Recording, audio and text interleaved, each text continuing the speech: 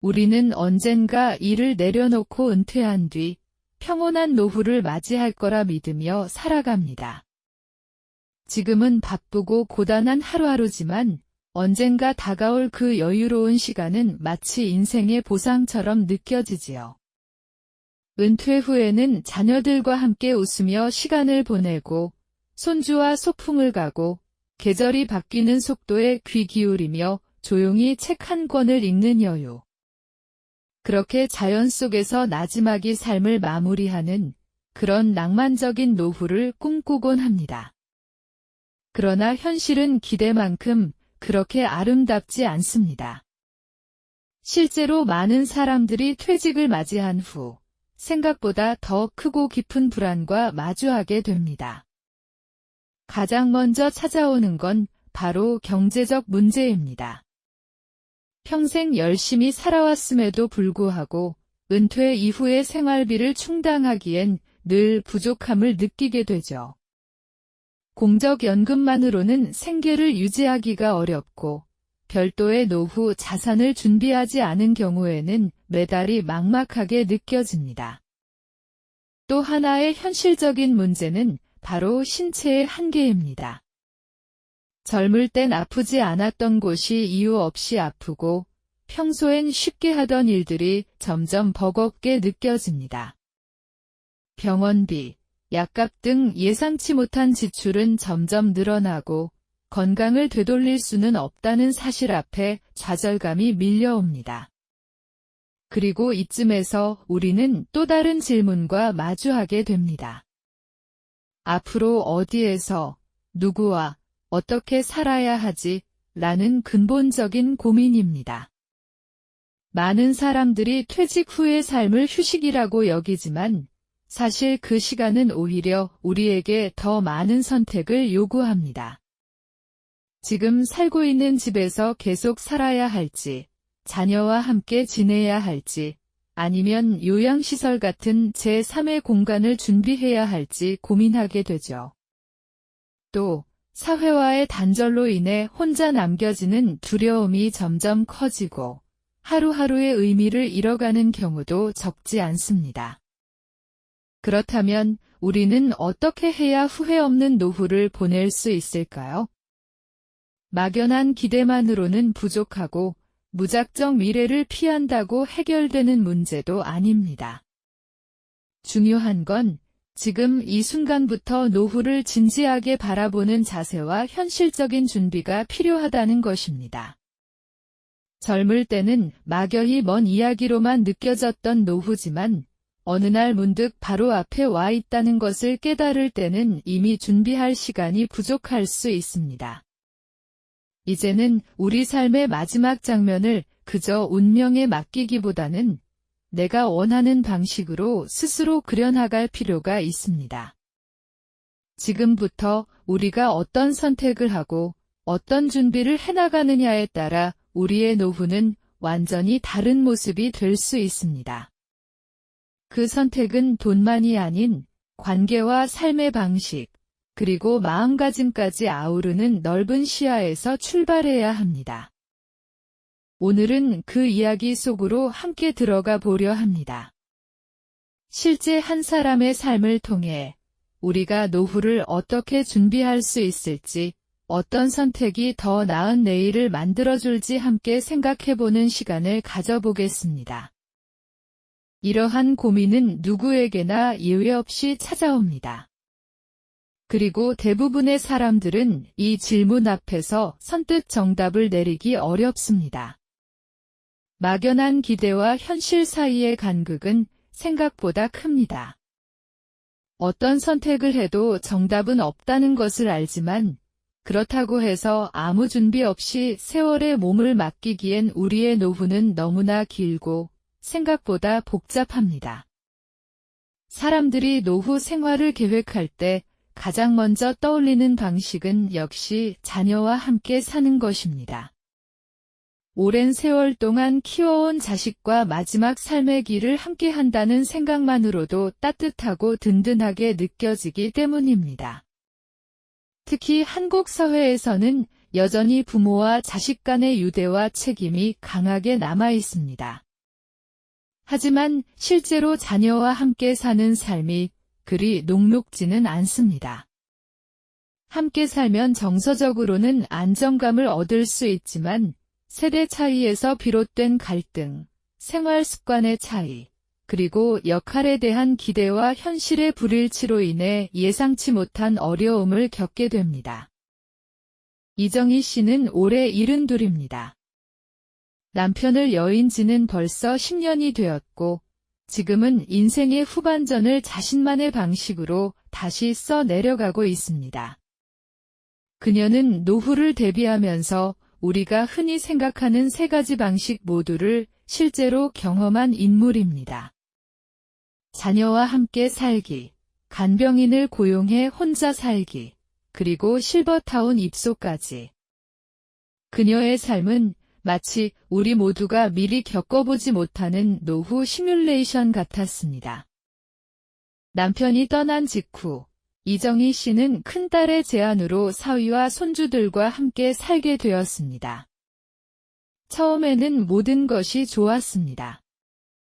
오랜만에 북적이는 식탁, 함께 나누는 저녁 시간, 손주의 제잘거림은 삶의 생기를 불어넣어 주었습니다. 하지만 시간이 지나면서 생각지도 못한 문제들이 하나씩 드러나기 시작했습니다. 무엇보다 생활 패턴의 차이가 컸습니다. 이정희 씨는 이른 아침에 일어나 집안을 정돈하고 식사를 준비하는 전통적인 생활 방식에 익숙했지만 딸 부부는 늦게 일어나고 외식도 잦은 편이었습니다. 작은 것부터 시작된 불만은 점점 쌓여갔고 결국 사소한 말다툼이 큰 상처로 이어졌습니다. 서로를 사랑하지 않아서가 아니라 함께 살기에 서로 너무 달랐던 것입니다. 몇 년간의 동거 끝에 결국 이정희 씨는 자녀와의 동거를 접고 독립을 선택하게 되었습니다. 집 근처에 원룸을 얻고 낮에는 동네 복지관에서 운영하는 프로그램에 참여하거나 가까운 마트를 오가며 나름의 일상을 유지했습니다. 하지만 건강상의 이유로 혼자 생활하는 것이 점점 힘들어지자 간병인을 고용하게 되었습니다. 간병인은 처음에는 많은 도움을 주었습니다. 청소와 식사는 물론 병원에 함께 가는 일도 맡아주었습니다. 하지만 간병인과의 관계는 생각보다 복잡했습니다. 일하는 시간이 지나도 집을 떠나지 않거나 가족들과 사적인 이야기를 하는 등 사소한 부분에서 감정이 상하는 일이 종종 생겼습니다. 게다가 간병인을 유지하는 데 드는 비용도 점점 부담으로 다가왔습니다. 정부의 지원이 일정 부분 있기는 했지만 생활비와 의료비까지 고려하면 노후 자금이 빠르게 줄어드는 것을 실감하게 되었습니다. 그러던 중 이정희 씨는 지인의 소개로 실버타운에 입소하게 되었습니다. 처음에는 불안한 마음이 컸습니다. 익숙한 집을 떠나 낯선 공간에서 살아야 한다는 두려움, 그리고 내가 요양원이 필요한 나이인가 하는 자존심까지 그녀에게 실버타운은 하나의 도전이었습니다. 그러나 막상 입소해보니 생각보다 훨씬 체계적이고 편안한 환경이었습니다. 의료진이 상주하고 있고 취미 프로그램이나 운동 수업도 다양하게 마련되어 있어 활력을 되찾을 수 있었습니다. 같은 고민을 가진 또래들과 이야기를 나누는 시간도 소중했습니다. 하지만 역시 모든 것이 완벽할 수는 없었습니다. 사생활이 제한되고 식사나 활동이 정해진 일정대로 운영되는 것이 자유로운 삶을 중시하는 이정희 씨에게는 갑갑하게 느껴졌습니다. 또 실버타운 입소에 필요한 초기 비용도 상당히 컸기 때문에 경제적 부담은 여전히 존재했습니다. 이정희 씨는 이렇게 세 가지 방식의 노후 생활을 직접 경험하며 깨달았습니다. 어떤 선택이든 분명 장점이 있지만 동시에 피할 수 없는 단점도 함께 따라온다는 사실입니다. 그리고 진정한 노후의 만족은 누구와 혹은 어디서보다 어떻게라는 삶의 방식에 달려있다는 생각을 하게 되었습니다. 그녀는 말합니다. 노후에 가장 중요한 건 내가 나로서 존중받고 편안하게 지낼 수 있는 공간과 사람을 찾는 거예요. 그게 자식일 수도 있고, 새로운 친구일 수도 있고, 나 자신일 수도 있어요. 그녀의 이야기는 우리에게 하나의 메시지를 전해줍니다. 노후를 계획할 때 우리는 단지 거주 형태나 생활 방식만을 고민할 것이 아니라 나 자신이 어떤 삶을 원하는지를 먼저 물어야 한다는 것입니다. 외로움을 두려워해 무작정 자녀 곁을 택하거나 자유만을 쫓아 간병인과의 동거를 결정하기보다는 각 방식이 나에게 어떤 의미로 다가오는지 냉정하게 따져볼 필요가 있습니다. 또한 경제적인 준비뿐 아니라 정서적인 준비도 중요합니다. 혼자 있는 시간을 어떻게 채울 것인지, 외로움과 고독을 어떻게 다룰 것인지, 그리고 나이 들수록 점점 줄어드는 인간관계 속에서 어떤 연결고리를 만들어갈 것인지에 대한 고민은 물리적인 준비 못지않게 소중합니다. 이정희 씨처럼 여러 가지 선택을 경험해보지 않더라도 우리는 그녀의 이야기를 통해 미리 배우고 준비할 수 있습니다. 그 어떤 선택을 하든지 간에 가장 중요한 것은 후회하지 않는 삶을 사는 것, 그리고 그 삶이 나를 존중하고 나답게 만들어주는 방향이어야 한다는 것입니다. 노후는 단지 인생의 끝이 아니라 새로운 인생의 시작이 될 수 있습니다. 우리가 어떤 태도로 그 문을 열고 들어가느냐에 따라 그 안의 풍경은 전혀 달라질 수 있습니다. 이정희 씨의 여정을 따라가다 보면 깨닫게 됩니다. 노후는 어떤 하나의 방식으로만 규정 지을 수 있는 삶의 형태가 아니라는 것을요. 자녀와 함께 사는 삶도, 혼자 독립적으로 지내는 삶도, 실버타운이나 요양원에서의 삶도 각각의 빛과 그림자를 가지고 있습니다. 그중 어떤 선택이 가장 좋다, 나쁘다 말할 수는 없습니다. 다만 분명한 것은 그 선택의 중심에 나라는 존재가 있어야 한다는 것입니다. 노후의 삶은 결국 선택의 연속입니다. 누구와 살아갈 것인가, 어떤 공간에서 시간을 보낼 것인가, 나의 건강이 허락하는 범위 내에서 어떤 활동을 하며 삶을 채워나갈 것인가. 이러한 결정은 어느 날 갑자기 내려지는 것이 아닙니다. 지금 이 순간부터 조금씩 스스로에게 질문을 던지고 그 답을 찾아나가는 준비의 과정이 필요한 것이죠. 우리는 종종 타인의 기대에 맞춰 살아온 습관이 몸에 배어 있습니다. 부모로서, 배우자로서, 누군가의 딸이나 아들로서 살아오느라 정작 나 자신이 원하는 것이 무엇인지 묻는 시간조차 갖지 못한 경우가 많습니다. 하지만 노후는 다릅니다.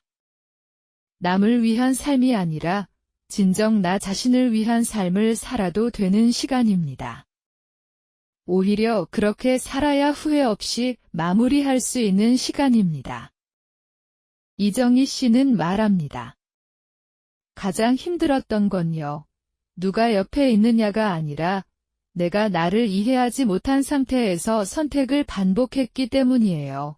그녀는 자녀와의 동거, 혼자서의 삶, 실버타운에서의 생활을 통해 결국 자신이 원하는 삶의 본질이 무엇인지에 다가갈 수 있었습니다. 그건 바로 존중받는 삶이었습니다. 누군가의 손에 이끌리는 것이 아니라 내가 스스로 선택하고 그 선택에 책임질 수 있는 삶, 거창한 독립이나 자유가 아니더라도 내가 나답게 살 수 있는 환경을 만드는 것, 그것이 진짜 노후 준비의 핵심이라는 걸 깨달은 겁니다. 노후의 삶은 단순히 먹고 자고 쉬는 시간이 아닙니다. 오히려 오랜 세월 억눌려 있던 자신만의 취향, 습관, 삶의 태도를 되찾고 다듬을 수 있는 황금 같은 시기입니다.